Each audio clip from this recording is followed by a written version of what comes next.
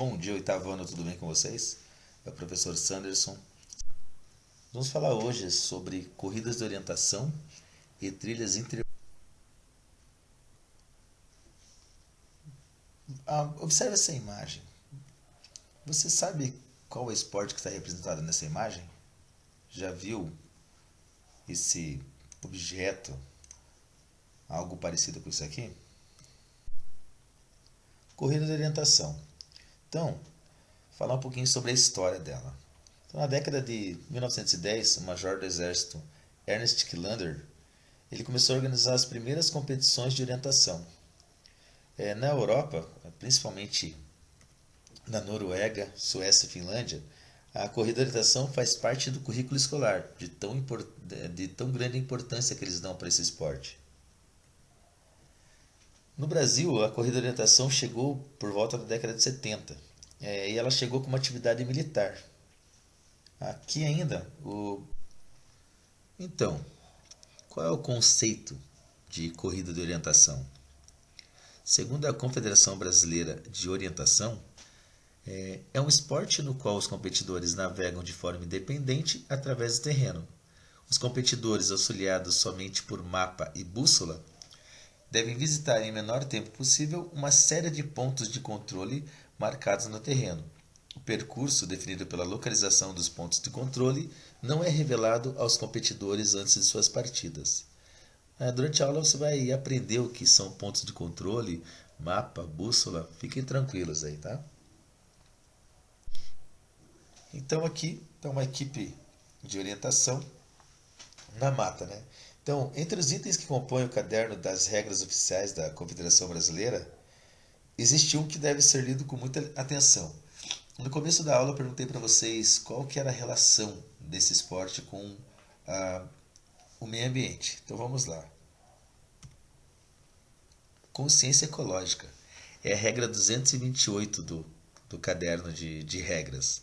Então ele fala que a Confederação Brasileira de Orientação, reconhecendo a importância de manter a preservação da natureza e a prática de orientação, adotou os seguintes princípios. Estar atento da necessidade de preservar o meio ambiente saudável e integrar esse princípio na conduta fundamental da orientação. Assegurar que as regras da competição e da organização de eventos estejam bem conscientes do princípio de respeito para com o meio ambiente e para com a proteção da fauna e da flora. Fazer observar os regulamentos locais para a proteção ambiental. Manter a natureza livre do lixo produzido na competição, incluir a educação ambiental na iniciação desportiva e treinamento de atletas e funcionários, exaltar a consciência ecológica. Nas competições do esporte de orientação é proibido o uso de sacolas plásticas. Eu vou falar mais adiante sobre o uso das sacolas plásticas, para ver que interessante. A organização deve instalar coletores seletivos de lixo em toda a competição, adotar a seleção e destinação adequada do lixo como conduta dos atletas em todas as atividades de esporte e orientação. Nas competições do esporte e orientação é proibido pintar árvores e pedras. E nas competições do esporte e orientação é proibido cortar, furar ou pregar árvores para fins fixar, hastear ou instalar implementos relacionados às atividades do esporte. Então, a ideia é que durante a prova tenha isso, mas é algo que você vai levar para a sua vida, né? Você vai acostumar a essa prática. Vamos fazer uma pausa para falar sobre conexões. Então nós vamos fazer uma conexão do esporte com o meio ambiente, como eu falei.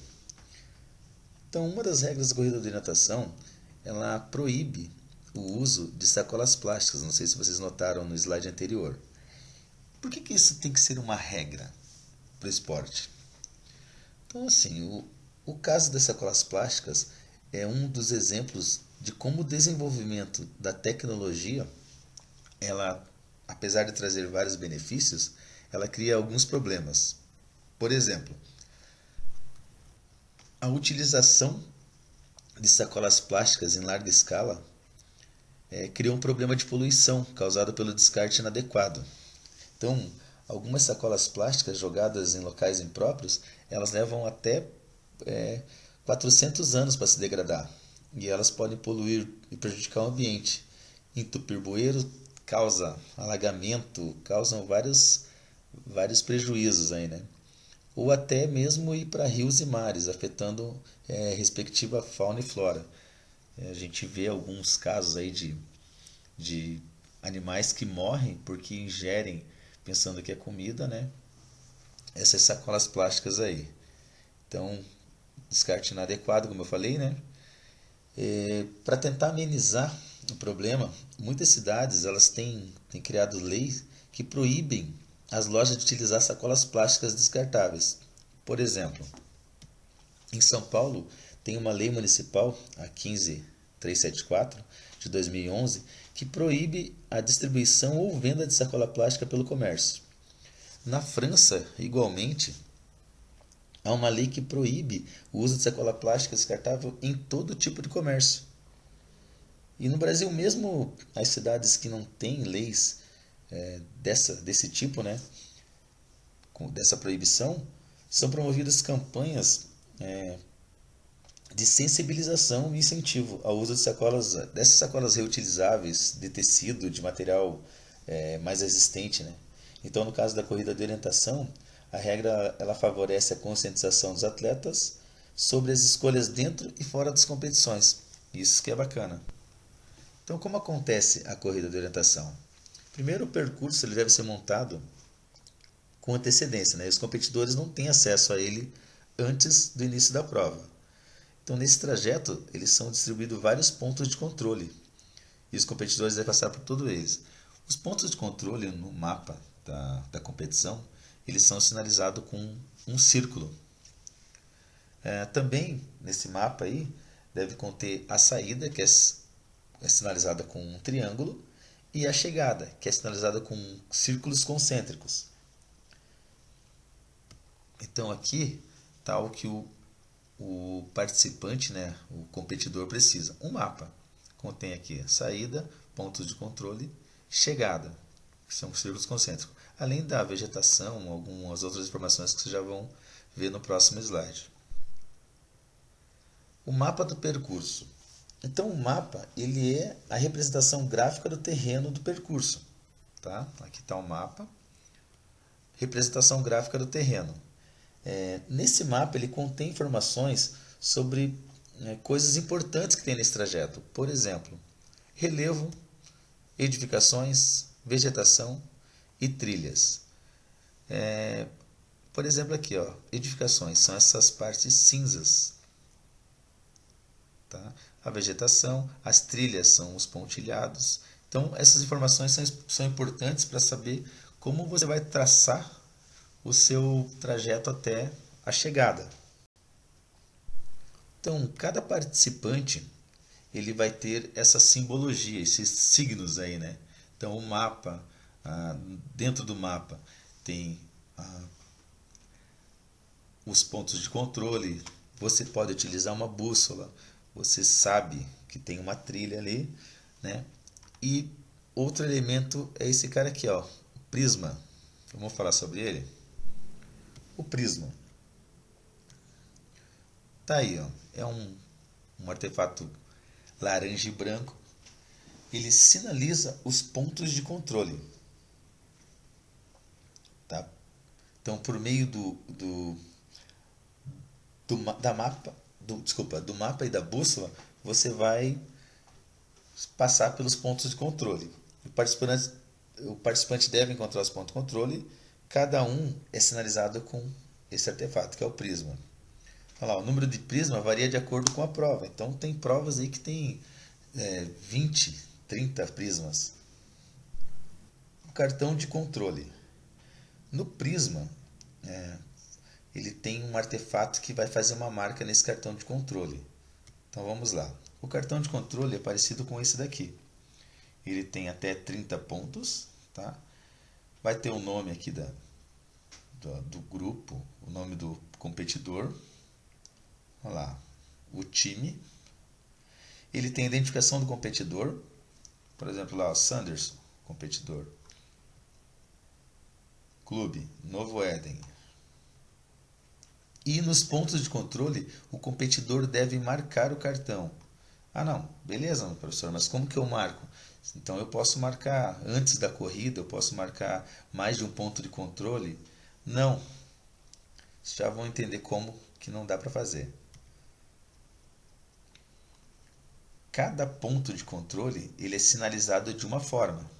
Estão vendo aqui? Aqui tem 9 furos, aqui tem 5 furos num formato, aqui são 5 furos com outro formato, aqui são 4 furos e assim sucessivamente. Esses furos são feitos pelo picotador, que é um outro artefato que tem junto com o prisma no ponto de controle. Tá vendo aqui, ó? Essa marcação é diferente dessa, que é diferente dessa. Tá, mas como que o picotador faz essas marcações diferenciadas? Só que legal.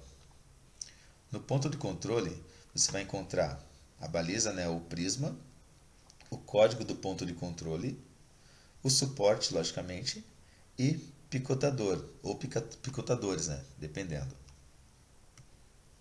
Ó, aqui uma imagem real. O prisma, aqui em cima o picotador. Lá, o picotador. E olha que interessante que é esse artefato. Ele tem pontas que são removíveis. Então você só sabe o formato do furo no seu cartão de controle quando você chegar naquele determinado local. Então por isso que ele faz aqueles furos de maneira diferente lá. Ó, a imagem de um competidor fazendo picote no seu cartão de controle. E aqui novamente o cartão de controle com vários furos de maneira diferente. Além desse picotador do cartão de controle, existe esse chip eletrônico, né, que é um sistema de armazenamento eletrônico, que é basicamente isso aqui, ó, C-Card. Aqui é uma estação de controle e aqui é o C-Card, ou estação C. Isso acaba com o picotador e com o cartão. Notem que ele usa o C preso no dedo ali e cada ponto de controle tem essa estação. Facilita a competição. Aqui a estação C ou base eletrônica e aqui o C-Card. O C-Card vocês vão ver que tem alguns modelos diferentes aí.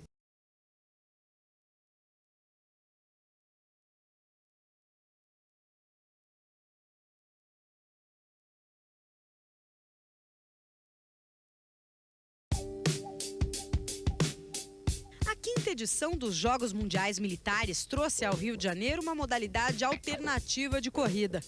Diferente, mas já muito praticada. E não só pelos homens de farda. Confederação Brasileira de Orientação, que tem mais de 10 mil atletas. A Federação de Orientação do Rio de Janeiro, que é a federação que mais cresce no Rio de Janeiro, no Brasil. Na orientação, a natureza é o campo de provas e a bússola é a única aliada.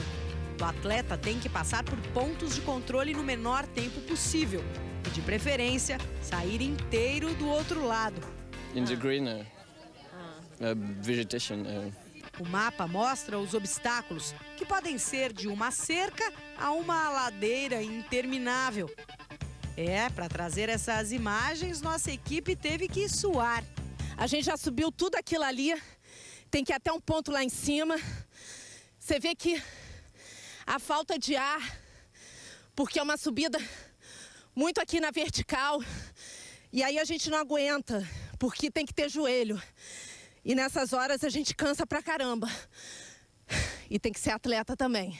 Não precisa ser atleta, só tem que ter um pouco de paciência e preparo físico. Deu pra ver que vocês chegaram aqui em cima bastante cansados. Imagine vocês fazerem isso 10, 5 vezes no percurso, correndo.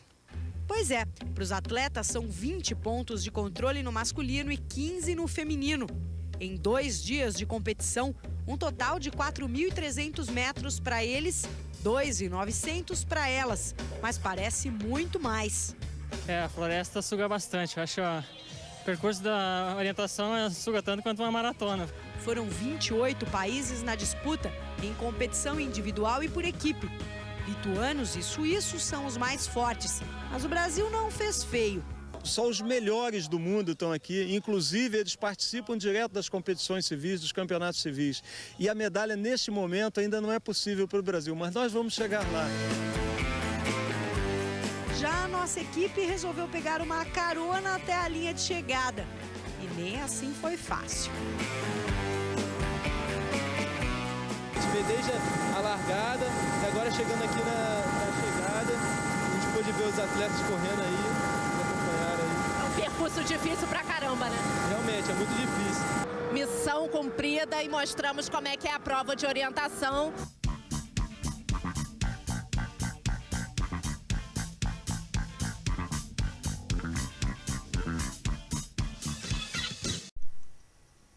Então, esse é um pouquinho da prova de orientação. É bastante sugado, realmente é complicado, você tem que ter um conhecimento, um pouquinho que seja. Dá para começar a fazer orientação indoor, por exemplo. A gente faz de dentro de um clube, de uma casa. Vamos falar um pouquinho sobre as trilhas interpretativas. Já ouviram falar sobre trilhas interpretativas? São atividades que podem articular os conhecimentos da educação física, por exemplo, com os da preservação ao meio ambiente. Elas acontecem em meio à natureza, como vocês podem ver, e têm os seguintes objetivos: provocar reflexão sobre a natureza, promover a sensibilização sobre a natureza humana e desenvolver a noção de pertencimento a.